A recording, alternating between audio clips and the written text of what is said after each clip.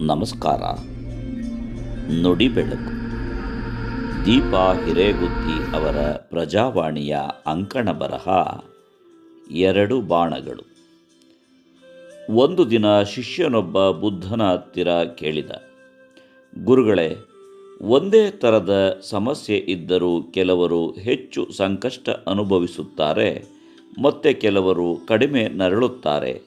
ಇದು ಏಕೆ ಅನ್ನುವುದು ನನಗಿನ್ನೂ ಅರ್ಥವಾಗಿಲ್ಲ. ಇದಕ್ಕೆ ಕಾರಣವೇನು ಎಂದು. ಅದಕ್ಕೆ ಬುದ್ಧ 2 ಬಾಣಗಳ ಕಥೆ ಹೇಳಿದ. ಮನುಷ್ಯನೊಬ್ಬ ಬಾಣವೊಂದರಿಂದ ಘಾಸಿಗೊಂಡಾಗ ನೋವನ್ನು ಅನುಭವಿಸುತ್ತಾನೆ. ಯಾರಿಗೆ ಆದರೂ ಬಾಣ ತಗುಲಿದಾಗ ನೋವಾಗುತ್ತದೆ. ಇದು ಸಹಜವಾದದ್ದು. ಆದರೆ ಬಾಣ ನೆಟ್ಟಾಗ ಆತ ಹೇಗೆ ವರ್ತಿಸುತ್ತಾನೆ ಎಂಬುದರ ಮೇಲೆ ಆತನ ಸಂಕಷ್ಟದ ಪ್ರಮಾಣ ನಿರ್ಧಾರವಾಗುತ್ತದೆ. ಮೊದಲನೇ ಬಾಣ ಬದುಕಿನ ಅನಿವಾರ್ಯ ಸಂಕಷ್ಟಗಳು. ಕಾಯಿಲೆ, ನಷ್ಟ, ಕಷ್ಟ, ಸೋಲು ಇವೆಲ್ಲ ಪ್ರತಿಯೊಬ್ಬರ ಬದುಕಿನಲ್ಲೂ ಸಾಮಾನ್ಯ. ಇವನ್ನು ಬಯಸಿದರೂ ತಡೆಯಲಾಗದು. ಆದರೆ ಈ ಅನಿವಾರ್ಯವಾದ ಮೊದಲ ಬಾಣ ಚುಚ್ಚಿದಾಗ ನಾವು ಹೇಗೆ ವರ್ತಿಸುತ್ತೇವೆ ಎಂಬುದು ನಮಗೆ ಎರಡನೇ ಬಾಣ ಚುಚ್ಚುತ್ತದೆಯೋ ಇಲ್ಲವೋ ಎಂಬುದನ್ನು ನಿರ್ಧರಿಸುತ್ತದೆ. ಸಾಮಾನ್ಯವಾಗಿ ಭಯ, ಸಿಟ್ಟು, ಅಳು ಇವುಗಳನ್ನು ನಮ್ಮ ಸಂಕಟಕ್ಕೆ ಜತೆಯಾಗಿಸಿಕೊಳ್ಳುತ್ತೇವೆ. ಅದು ಸಹಜವೇ.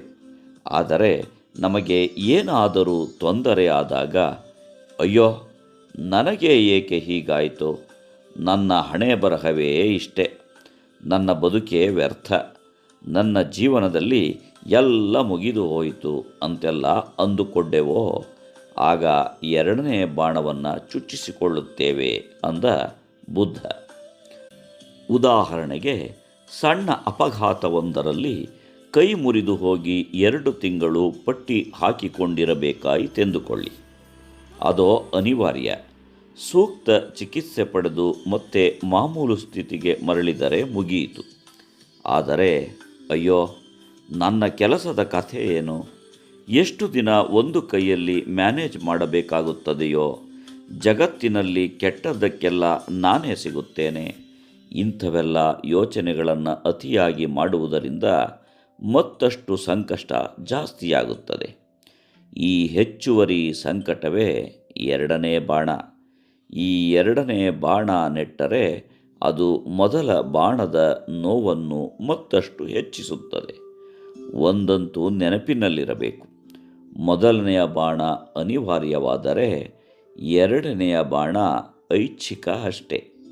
ಹೀಗಾಗಿ ಬುದ್ಧಿವಂತರು ಎರಡನೆಯ ಬಾಣವನ್ನು ತಪ್ಪಿಸಿಕೊಳ್ಳುತ್ತಾರೆ.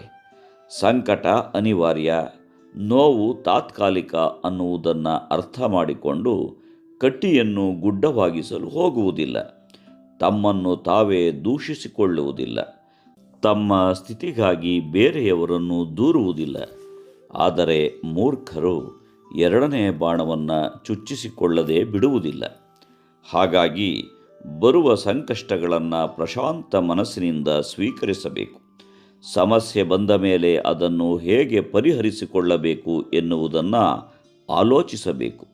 ಉದಾಹರಣೆಗೆ, ಹಣಕಾಸಿನ ಸಮಸ್ಯೆಯಾದರೆ, ಸಾಲ ಜಾಸ್ತಿಯಾದರೆ ನಮ್ಮ ಅನವಶ್ಯಕ ಖರ್ಚುಗಳನ್ನು ಕಡಿಮೆ ಮಾಡಿಕೊಂಡು ಮತ್ತಷ್ಟು ಕಷ್ಟಪಟ್ಟು ದುಡಿದು ನಮ್ಮ ಪರಿಸ್ಥಿತಿಯನ್ನು ಸುಧಾರಿಸಿಕೊಳ್ಳಬೇಕು.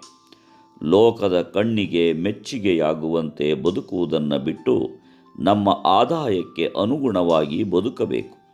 ಅದನ್ನು ಬಿಟ್ಟು ತನಗೇ ಕಷ್ಟ ಬಂದಿತೆಂದು ಮರುಗುತ್ತಾ ಕುಳಿತರೆ ಸಮಸ್ಯೆ ಪರಿಹಾರವಾಗುವುದಿಲ್ಲ. ಕೆಲವರು ಕೆಟ್ಟ ನಿರ್ಧಾರಗಳನ್ನು ತೆಗೆದುಕೊಂಡು ಬಿಡುತ್ತಾರೆ. ಹಾಗಾಗಿ ಮೊದಲ ಬಾಣದ ಗಾಯವನ್ನು ಜಾಗರೂಕತೆಯಿಂದ ವಾಸಿ ಮಾಡಿಕೊಳ್ಳುವುದರಲ್ಲಿಯೇ ಜಾಣತನವಿದೆ. ನಮಸ್ಕಾರ. ಧನ್ಯವಾದಗಳು.